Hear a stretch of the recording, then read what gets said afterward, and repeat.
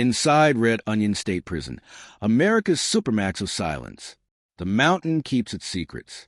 There's a road in Wise County, Virginia, that most people in this country will never travel. It cuts through hollows and rises over ridgelines worn smooth by time, passing through communities where the coal economy long ago packed up and left without a forwarding address. The trees here are dense. The sky, on overcast mornings, sits low enough to touch.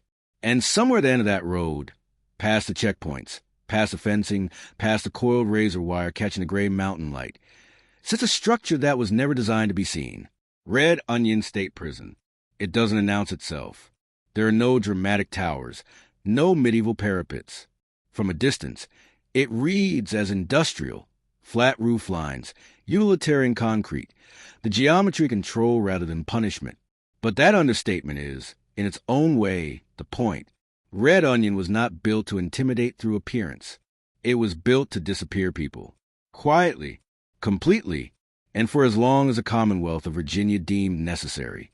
The prison opened in 1998, and from its first operational day, it carried a specific designation, Virginia's only Supermax facility, a place reserved, in the language of the Department of Corrections, for the most dangerous, most disruptive, most ungovernable inmates in the state system.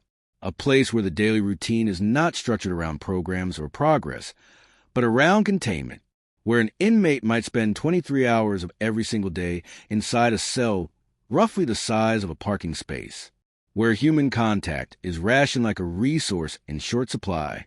Men have entered Red Onion and spent years without a single meaningful conversation, without feeling sunlight on their skin for weeks at a stretch, without hearing a voice that wasn't relaying an instruction or issuing a warning. This is not ancient history. This is a facility that is operational right now, in the 21st century, in the United States of America. Before we go any further, drop your location in the comments. It's how this community stays connected. If this kind of true story resonates with you, like the video, subscribe, turn on notifications, and share it with someone who won't look at prisons the same way again. Because what happened inside Red Onion, and what is still unfolding there, touches something deeper than crime and punishment. It touches the question of what a society is willing to do to another human being in the name of safety. And whether the answer to that question changes when the people it's being done to are largely invisible. The mountain has kept these secrets for more than 2 decades. We're going inside. The political machine that built the cage. To understand what Red Onion became, you have to understand what created it. Not just the architecture or the budget, but the specific political moment that made its existence not only possible but popular. The early 1990s in America were defined, in part, by a crisis of public fear. Crime rates had climbed through the 1970s and 1980s. The crack cocaine epidemic had devastated urban communities and driven homicide rates in certain cities to levels that felt genuinely apocalyptic to the people living through them. The nightly news had spent a decade broadcasting images of violence and disorder, and by the time the 1992 presidential election came and went, there was a broad bipartisan consensus forming around a single idea: that America needed to get tougher, much tougher, and it needed to do it fast. The Federal Crime Bill of 1994, the Violent Crime Control and Law Enforcement Act, was the most visible expression of this consensus. It expanded the federal death penalty, created new mandatory minimum sentences, allocated billions toward prison construction, and encouraged states to adopt truth in sentencing policies through financial incentives. It passed with overwhelming support from both parties and was signed into law by President Bill Clinton. Virginia did not wait for federal encouragement. In 1994, under Governor George Allen, the Commonwealth abolished parole for all felony offenses. It was a complete structural change to the state's approach to incarceration. Where previously an inmate sentenced to 10 years might serve 6 or 7 before release, now they would serve the full term, minus a capped amount of good behavior credit. The projected consequences for prison population were immediate and significant. Department of Corrections analysts understood within months that existing capacity would be overwhelmed. But beyond the numbers, there was a second problem that administrators were wrestling with privately. Within Virginia's existing prisons, a subset of inmates had become what corrections officials described as ungovernable, not simply dangerous in the general sense, but specifically capable of organizing, influencing, and directing violence from within the general population. Inmates affiliated with gangs who could coordinate activity across housing units. Inmates who had been involved in assaults on staff. Inmates whose influence on other prisoners made standard management techniques inadequate. The solution that emerged from this period was the Supermax model. The idea was not new. California had operated Pelican Bay security housing units since 1989, and the federal government had opened ADX Florence in Colorado in 1994, specifically designed to house the most dangerous federal inmates in near-total isolation. States across the country were studying these facilities, weighing their costs against their perceived benefits. Virginia's Department of Corrections commissioned a design study. The concept was a facility built entirely around the principle of separation, not just between inmates and the outside world, but between inmates and each other. A place where the pod design, the cell layout, the movement protocols, and the staffing ratios would make it structurally impossible for inmates to congregate, organize, or exert influence over one another in any meaningful way. The site selected for this facility was Wise County, a decision that was as much economic as it was logistical. Southwestern Virginia had been losing population and economic vitality for decades as the coal industry contracted. A state prison represented something tangible. Construction jobs during the build phase, then hundreds of permanent government positions with benefits and retirement packages. For a county where opportunities of that kind were increasingly rare, the arrival of a prison was not a source of unease. It was a source of relief. Local officials supported the project. The state funded it, approximately $57 million for construction. Governor Allen championed it as a public safety achievement. What no one discussed publicly in any sustained way was a body of scientific literature that already existed on the psychological effects of prolonged solitary confinement. Research going back decades had documented the consequences of extreme isolation on the human mind: anxiety, depression, hallucinations, cognitive deterioration, an increased risk of self-harm. The psychiatrist Stuart Grassian had published influential work in the 1980s on what he described as a specific psychiatric syndrome produced by solitary confinement. His findings were not obscure. They were available. They were simply not the dominant voice in a room where the loudest voice belonged to fear. Red Onion was constructed in roughly 18 months. When it opened in 1998, it was immediately populated, not gradually, but in a rapid intake of inmates transferred from other Virginia facilities, most of them classified at the highest security levels the state maintained. From its first operational week, it functioned exactly as designed. Inmates in their cells for 23 hours a day, 1 hour of recreation, alone in a small outdoor cage or an indoor exercise room, depending on the classification level, then back to the cell. Meals delivered through the food slot in the door. Human contact reduced to the functional minimum required to keep the institution running. The staff hired to operate it came predominantly from the surrounding counties. Many had no prior corrections experience.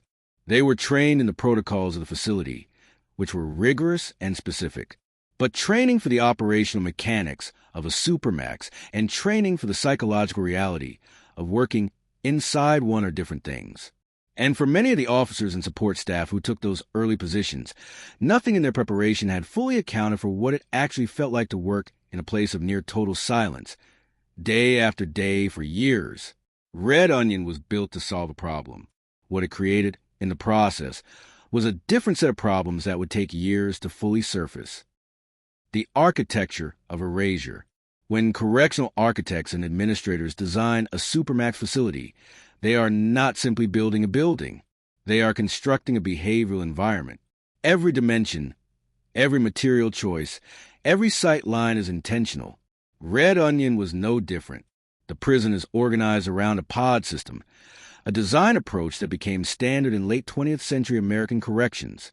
Rather than long cell blocks with a single corridor running past rows of cells, the pod model arranges cells around a central control station. Officers in that station can observe all cell doors simultaneously without moving.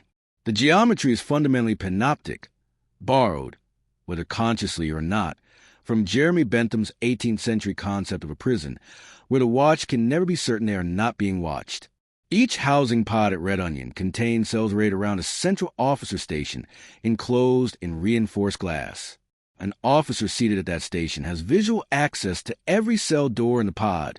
Cell doors are controlled remotely. Movement within the pod is choreographed. One inmate moves at a time, escorted, or in the specific control conditions that the facility's protocols allow. The cells themselves measure approximately 8 feet by 10 feet. That is 80 square feet. The average American bathroom is slightly larger. Inside that space, a concrete sleeping platform with a thin mattress, a combined stainless steel sink and toilet unit, a small desk shelf bolted to the wall, and a stool, also bolted. There is no chair that can be moved. There is no table that can be repositioned. The furniture exists in fixed relationship to the cell, and the inmate exists in fixed relationship to the furniture. The window, if it can be called that, is a narrow slot near the ceiling, perhaps 4 inches wide and 18 inches long, angled in such a way that an inmate lying on the bunk can see sky but not horizon, not trees, not movement, just sky, and whatever the sky happens to be doing that day. For inmates housed in interior-facing cells, even that is reduced. The food slot, a horizontal opening in the lower section of the cell door, controlled from outside, is a primary interface between an inmate and the physical world beyond their cell. Meals arrive through it 3 times a day. Paperwork, when there is paperwork, passes through it. At Red Onion, for inmates at the highest restriction levels, that slot was sometimes the only external contact in an entire day. The recreation area allocated to Red Onion inmates at the highest security levels consisted, in the facility's early years, of small individual exercise cages, sometimes described by inmates and their legal advocates as dog runs. These were outdoor enclosures, individually walled so that inmates exercising simultaneously could not see each other. They could feel outdoor air. They could look up and see the mountain sky. But they could not see another human face.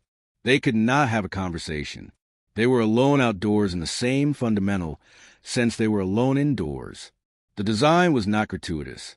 It was purposeful. The explicit intention was to prevent communication between inmates, to make it structurally impossible for social networks to form, for gang hierarchies to reassert themselves, for the kind of organized influence that corrections administrators feared most to gain any foothold. What it also did, and this is where the design philosophy produced consequences its architects may not have fully modeled, was to produce conditions that numerous psychiatrists, neurologists, and psychologists have since characterized as acutely and chronically damaging to mental health. The human brain is a social organ. This is not metaphor. It is neuroscience. The neural architecture that processes meaning, that maintains a sense of self, that regulates emotion and impulse, developed over evolutionary time in the context of social interaction. When that interaction is removed, not reduced, but systematically eliminated, the brain does not simply idle. It begins in ways that differ between individuals but follow recognizable patterns to malfunction. Inmates at Red Onion documented these experiences in letters, in legal filings, in testimony provided to advocacy organizations. They described auditory hallucinations that developed after months of silence. They described losing the ability to track time, not in the abstract sense, but in the immediate sense of not knowing whether hours or days had passed. They described a kind of internal disintegration, a difficulty forming coherent thoughts, sustaining attention, feeling emotions in their expected proportions. Some described talking to themselves not as a social act, but because the sound of a voice, any voice, even their own, was the only confirmation that they still existed. These were not claims made by 1 or 2 individuals with obvious motivations to exaggerate. They were documented across hundreds of accounts, and they align with the clinical literature that researchers like Grassian and later Craig Haney at the University of California, Santa Cruz had been assembling for decades. Red Onion's architecture achieved what was designed to achieve. It isolated, it separated, it controlled, and in doing so, it produced a population of human beings experiencing levels of psychological distress that the facility was not designed and was not staffed to address. The mental health infrastructure at Red Onion in its early years was, by most documented accounts, minimal. A small number of mental health staff, limited programming, no meaningful therapeutic intervention for the consequences of the very conditions the facility was producing. This was not unique to Red Onion. It was a systemic feature of the Supermax model as it was implemented across America in the 1990s. The facilities were built with custodial staff and custodial infrastructure.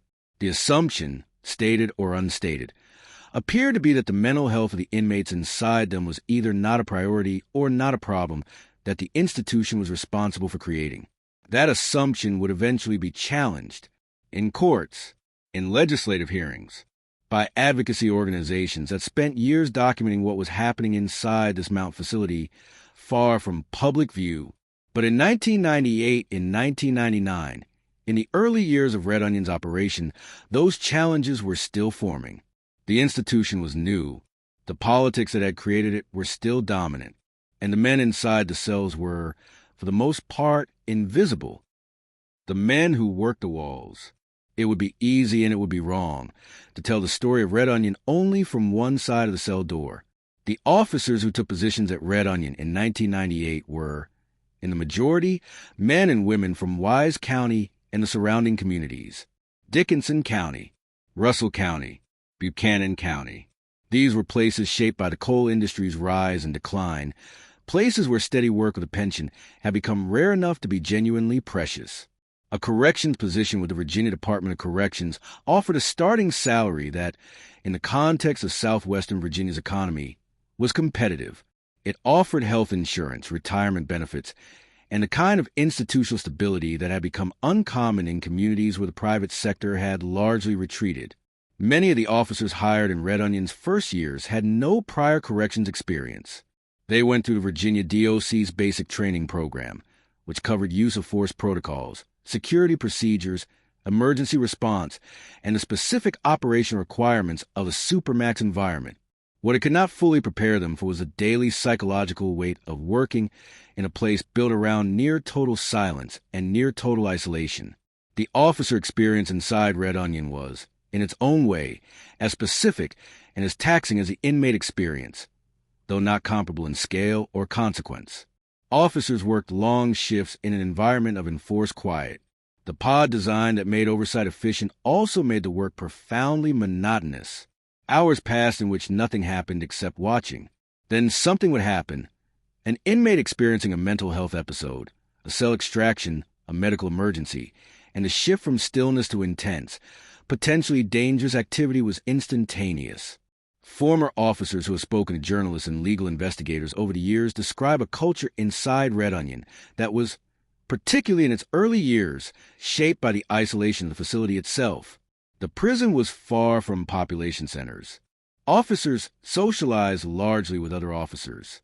The institutional culture that developed inside Red Onion was self-contained in a way that few workplaces are.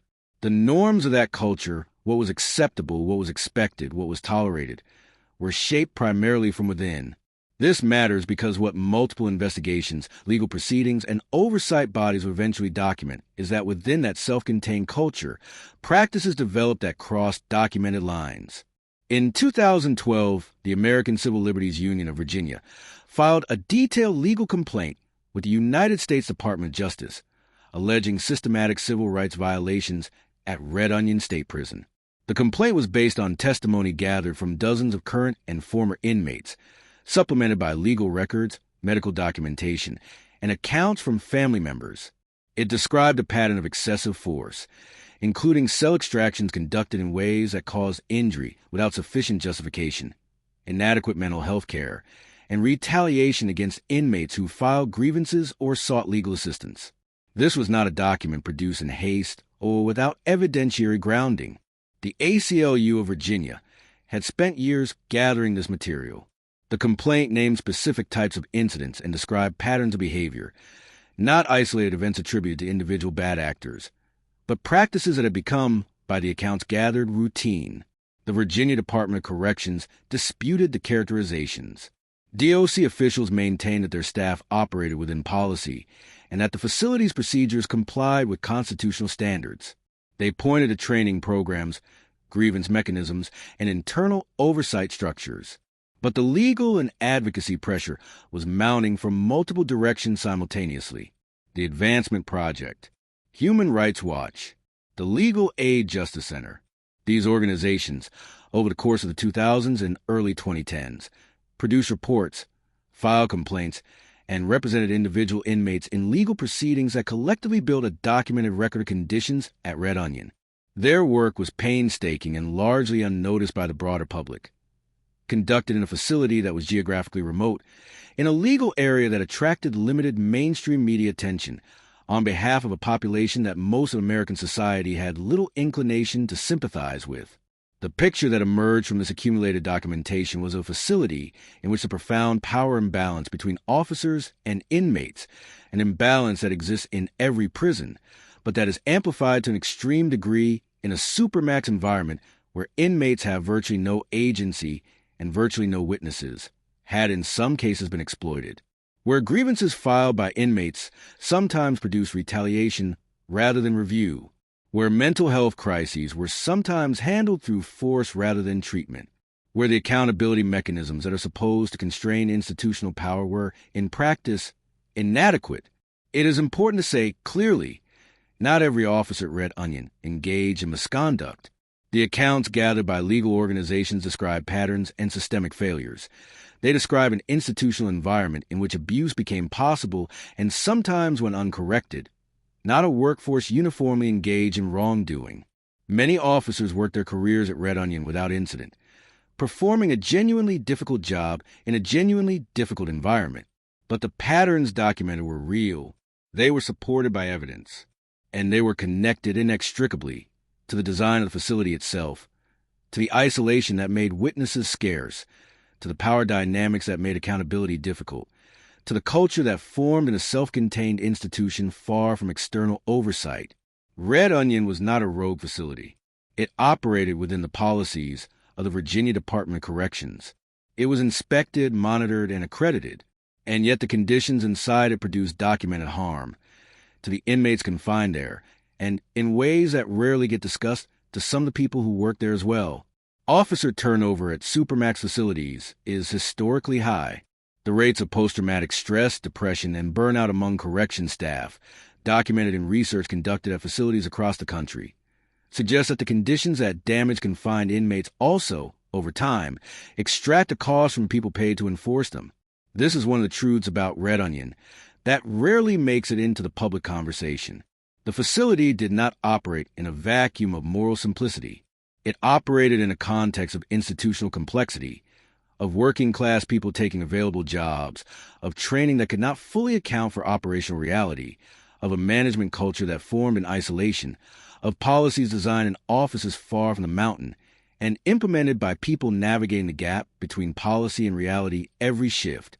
That complexity does not excuse documented misconduct.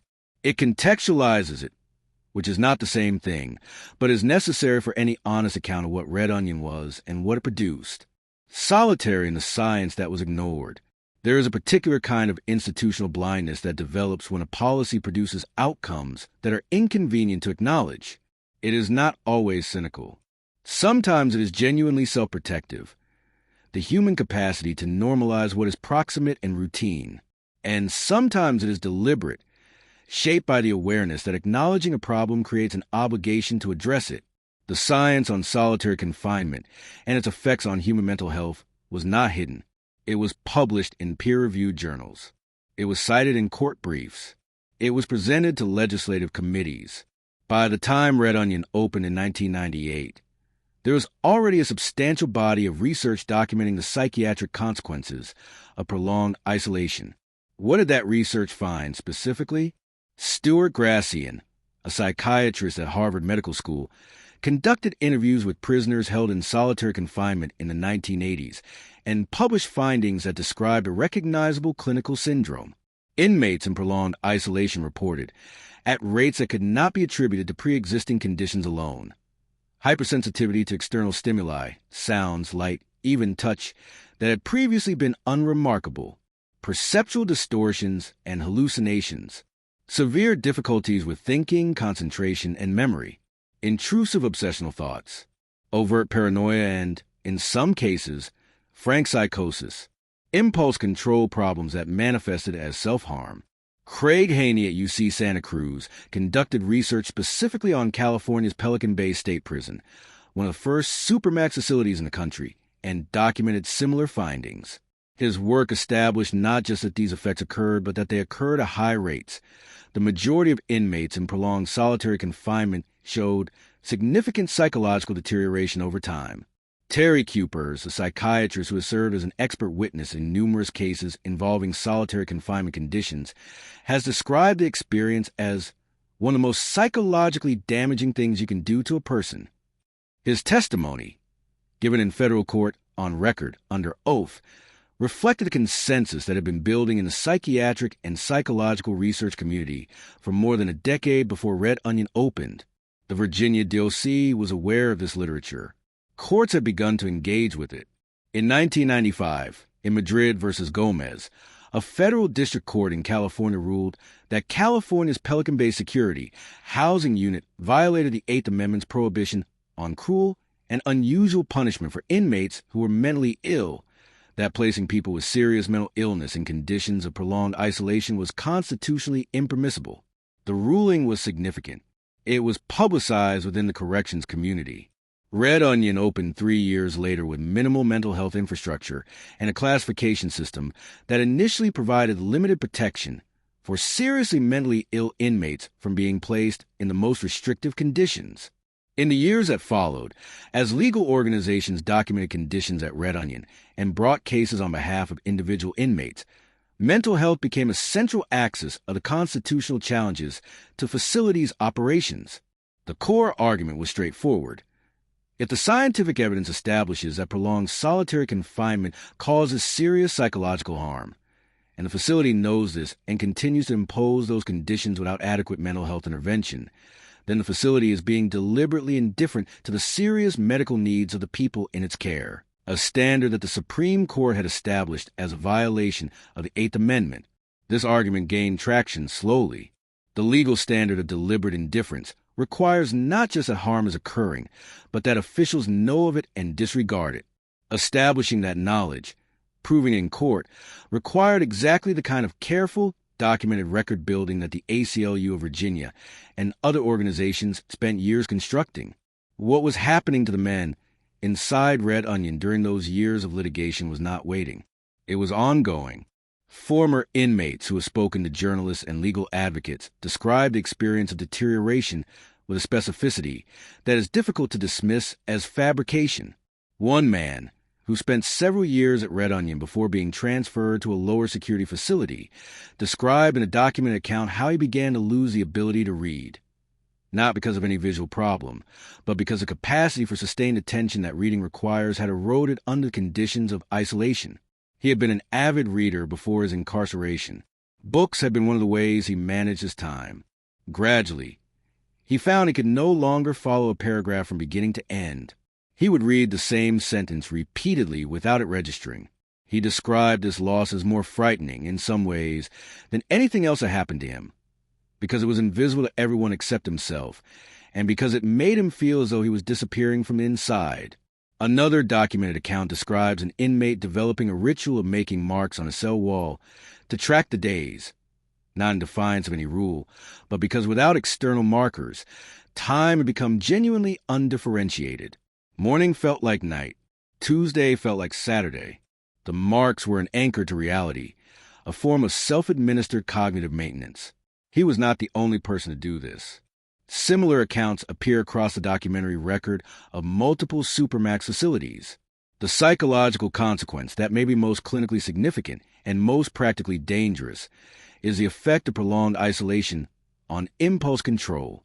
Research has consistently found that inmates removed from solitary confinement after extended periods show increased difficulty managing behavioral responses to frustration, provocation, or distress. In the corrections context, this matters enormously.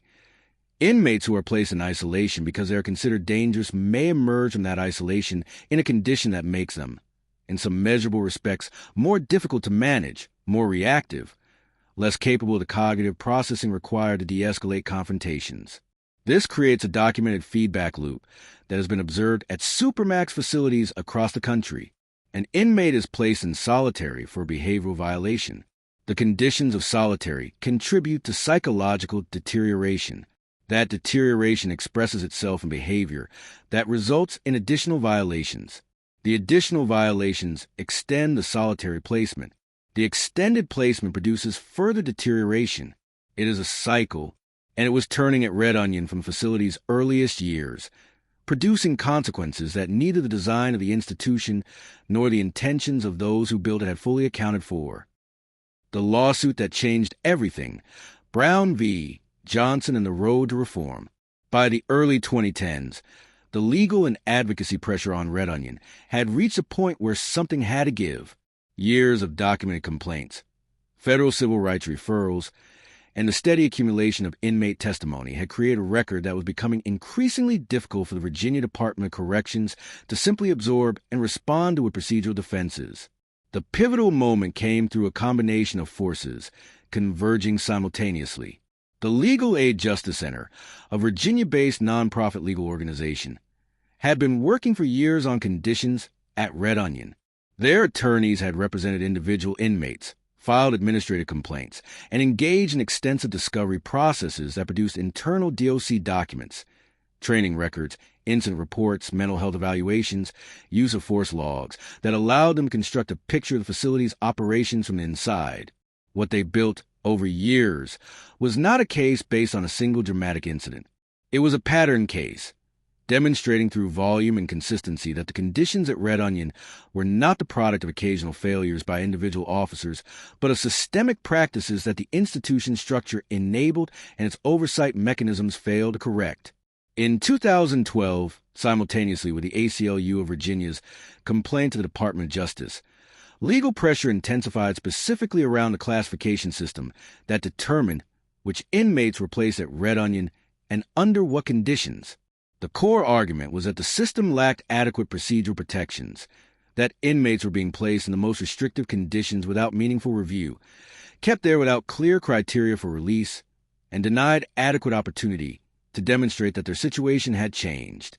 The Virginia DOC, under pressure from multiple directions, began a process of review and reform that would take years to fully implement, but that represented a genuine shift in how the facility operated. The most significant change came through what became known as the step-down program, a structured pathway by which inmates at Red Onion could work through progressively less restricted conditions and ultimately transition out of Supermax placement. The program was developed in response to legal pressure and advocacy, and it represented an acknowledgement, implicit rather than explicit, institutional rather than personal, that indefinite isolation without a defined pathway to reintegration was both legally vulnerable and practically counterproductive. The step-down program, as implemented at Red Onion, created a tiered system. Inmates at the highest restriction level could earn incremental increases in programming, human contact, and eventually housing conditions by meeting behavioral benchmarks over defined time periods. The process was not fast. It could take years to move through the full sequence.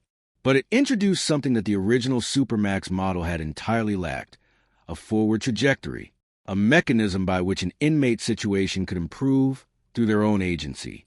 This mattered psychologically in ways that researchers had documented even before the program was created. One of the most corrosive features of indefinite solitary confinement, beyond the isolation itself, is the absence of any sense that one's circumstances can change through one's own actions. This learned helplessness, as psychologists have described it, is not merely a mood state. It is a cognitive and behavioral posture that shapes how a person processes experience and responds to their environment. When a pathway forward exists, even a slow and difficult one, something in the human motivational system can engage with it. When no such pathway exists, that system has nothing to engage with. The step-down program was implemented gradually, with resistance from some quarters within the DOC and with skepticism from advocacy organizations who worried, with some justification, that the criteria would be applied inconsistently or that the program would function as a bureaucratic formality rather than a genuine pathway. Evidence on its implementation has been mixed. Some inmates have moved through the program and transitioned out of Red Onion to lower security settings. Legal observers and advocacy organizations have documented cases where the criteria appear to be applied inconsistently, where inmates who had met behavioral benchmarks remained in higher restriction levels without clear explanation, and where mental health needs that were acutely relevant to an inmate's capacity to participate in the program went unaddressed. The reform process was real. Its implementation was imperfect, and the fundamental tension it was trying to resolve between institutional control and human welfare did not disappear because a program had been created to manage it. What the legal and advocacy pressure of this period did accomplish, concretely, was a reduction in Red Onion's population of inmates held in the most extreme isolation conditions. The facility's classification practices changed. Inmates with serious mental illness gained, through legal pressure and eventual policy revision, greater protection from placement in the most restrictive settings. The step-down program created at least the structure of a pathway where none had previously existed. These were not small things. They represented a measurable shift in how the Virginia DOC operated its most restrictive facility, a shift driven not by voluntary institutional reflection, but by sustained external pressure from legal organizations, advocacy groups, and ultimately the threat and reality of litigation. The mountain had not changed. The prison was still there, but what happened inside it was, in some documented ways, beginning to change.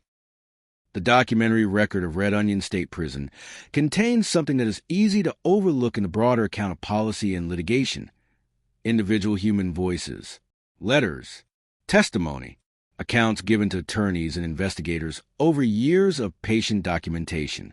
These accounts do not belong to abstractions. They belong to specific men with specific histories who experienced specific things inside those walls. It is important to be precise here. The individuals confined at Red Onion were there because Virginia's courts and Department of Corrections had determined that they represented serious public safety risks. Many had committed serious violent offenses. Some had committed additional violations within the prison system. The classification that placed them at Red Onion was not arbitrary, even if its implementation and duration raised legitimate legal and ethical questions.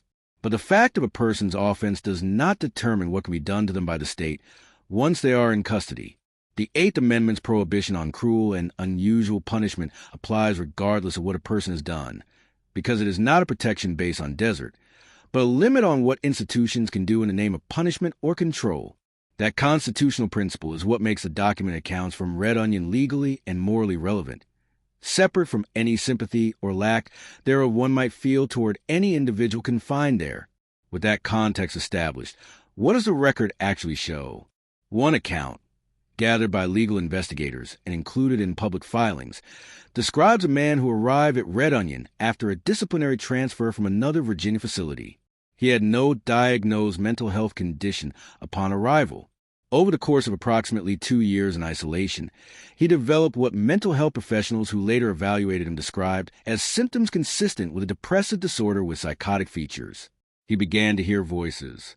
He began to believe at intervals that people outside his cell were watching him through the walls, not through the window, but through the concrete itself. He filed numerous requests for mental health attention.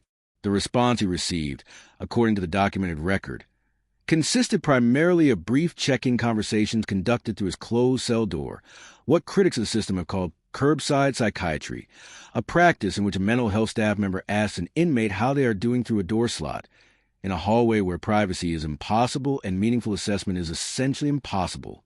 His condition deteriorated until it became sufficiently acute that he was transferred to a medical facility. The legal documentation of his case became part of the broader evidentiary record used by advocacy organizations in their complaints about Red Onion's mental health practices. A second documented account involves a man who spent an extended period, multiple years, in Red Onion's most restrictive conditions, in correspondence made available through legal proceedings. He described his experience of time with a precision that mental health researchers have found clinically recognizable. He wrote that the days had stopped having edges, that without the markers of social interaction, meals eaten with others, or the ordinary variation of shared life, time had collapsed into a continuous, undifferentiated present. He was not speaking metaphorically. He was describing a cognitive experience that neuroscientists have since linked to the brain's dependence on social and environmental variety to maintain the temporal processing structures that give time its normal shape. He also described what he called the door conversation, The practice, common at Red Onion, of inmates communicating with those in adjacent cells by pressing close to the door and speaking loudly enough to be heard through the gap at the bottom. This was technically prohibited as a rule violation. It was also, according to every account from inside the facility, universal. The practice was a survival mechanism, a way of maintaining some thread of human connection in an environment designed to sever it. Officers knew it occurred. Enforcement varied. And the mere fact of its universality, that men were willing to risk disciplinary consequences for the act of speaking through a door, says something precise and important about what isolation at that level actually does to a person's need for human contact. A third category of account, appearing across multiple legal filings and advocacy reports, concerns the treatment of inmates experiencing active mental health crises. The accounts describe situations in which an inmate showing signs of acute psychological distress, engaging in self-harm, expressing suicidal ideation, behaving in ways consistent with psychotic episode, was responded to primarily through the use of force protocols applicable to a security threat rather than through mental health intervention. Cell extractions, the process by which a team of officers enters a cell to physically remove an inmate, were documented as having been used in situations where the inmate's behavior was, at its root, symptomatic rather than willfully defiant. The distinction matters enormously, both ethically and practically. A person in the grip of a psychotic episode or severe depressive crisis is not making choices in the same way that a person engaged in deliberate defiance is making choices. Responding to both with identical force protocols treats them as the same category problem, which they are not. And the use of force in a mental health crisis can compound the trauma that contributed to the crisis in the first place, creating conditions for escalation rather than resolution. These accounts, and there are many more in the public record, do not constitute a complete picture of daily life at Red Onion. They document documented failures and patterns of harm. They do not capture whatever stability, normalcy, or dignity individual officers may have maintained in their daily interactions with inmates, or whatever moments of human acknowledgement occurred within an institution designed to minimize them. But they are real. They are documented. They are part of the historical record of what Red Onion State Prison was during the years of its harshest operation, and they are the reason this story needs to be told. The reckoning, where Red Onion stands now. No institution transforms overnight, and Red Onion State Prison has not transformed.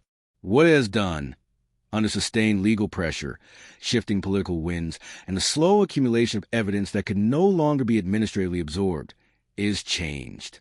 Partially, unevenly, in ways that advocates describe as insufficient, and that DOC officials describe as significant. The truth, as documented by people who have spent years watching this facility from both sides of the argument, sits somewhere in the complicated territory between those two positions.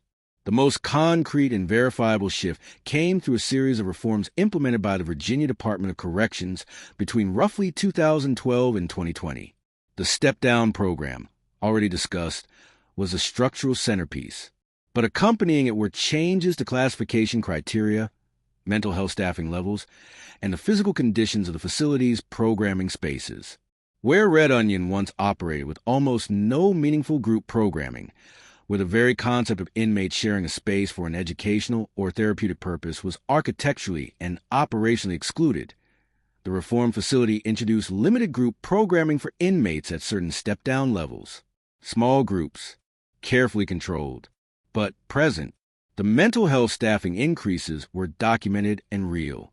The Virginia DOC, responding to legal pressure and to internal reviews commissioned in response to that pressure, added mental health positions at Red Onion. The practice of purely door-based mental health check-ins, while not entirely eliminated, according to accounts from legal observers, was reduced as a primary mode of clinical contact. Inmates at certain classification levels gained access to mental health sessions conducted in designated clinical spaces, with a degree of privacy that the previous model had not provided. In 2020, Virginia passed significant criminal justice reform legislation, part of a broader national moment of legislative reflection on policing, incarceration, and systemic racial disparities in the justice system. Among the provisions relevant to Red Onion was a statutory limit on solitary confinement, Legislation that placed boundaries on how long an inmate could be held in the most restrictive conditions required regular review of isolation placements and established protection specifically for inmates with serious mental illness, pregnant women, and juveniles.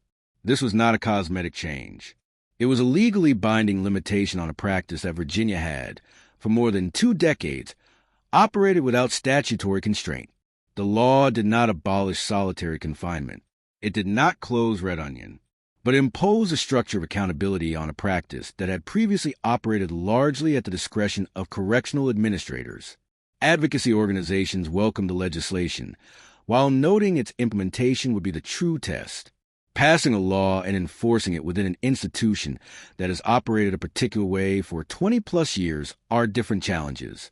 The Legal Aid Justice Center and other organizations that have spent years litigating and documenting conditions at Red Onion shifted a portion of their attention toward monitoring compliance with the new statutory requirements, tracking whether the limitations were being observed in practice, whether review processes were being conducted with genuine rigor, whether protections for vulnerable populations were being enforced.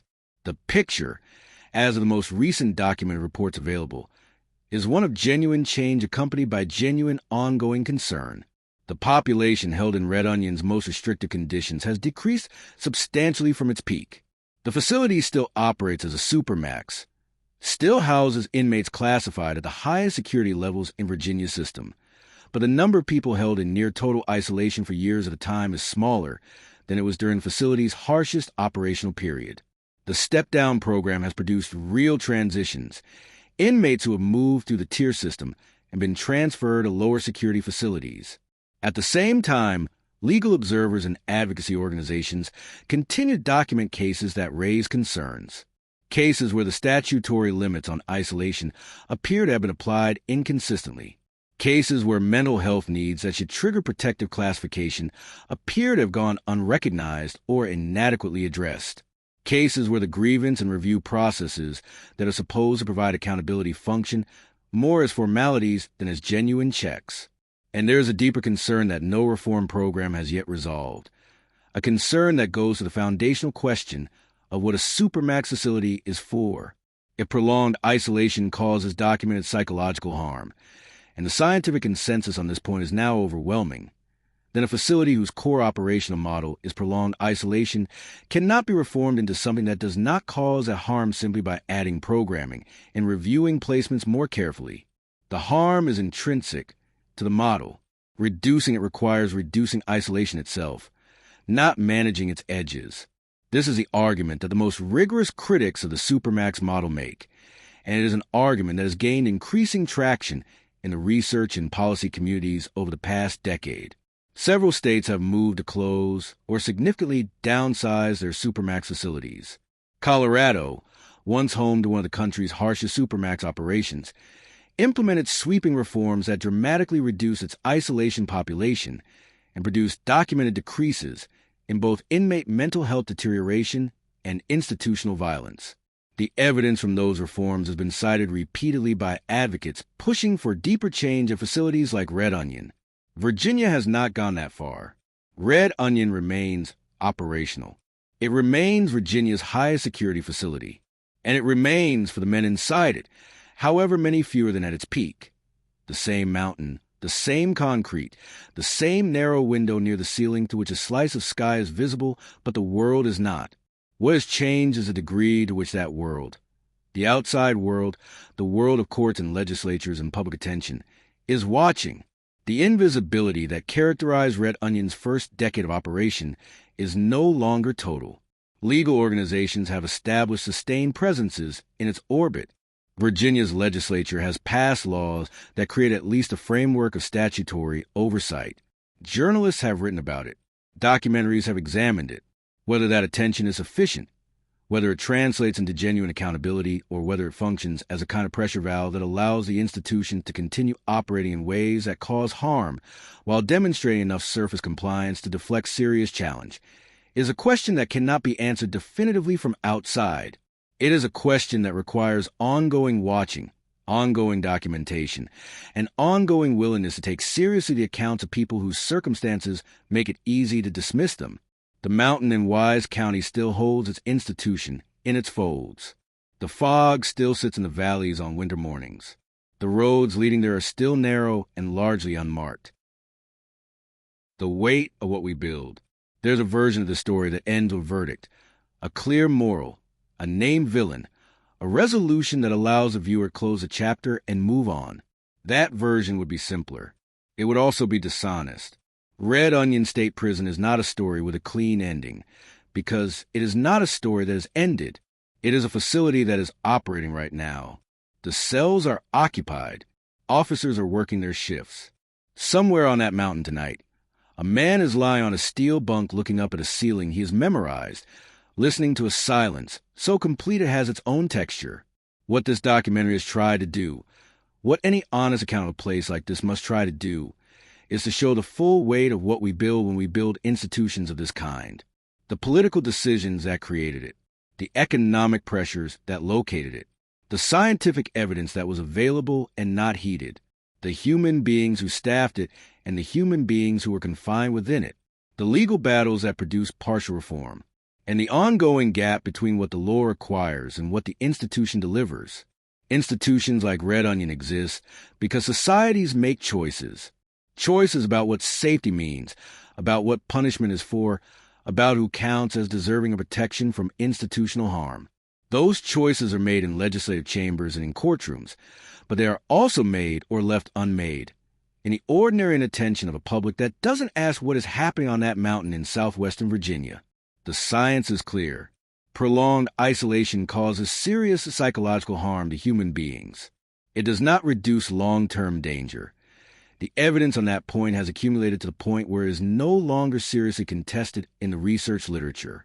It produces, in many cases, more damage and more volatile people than it receives.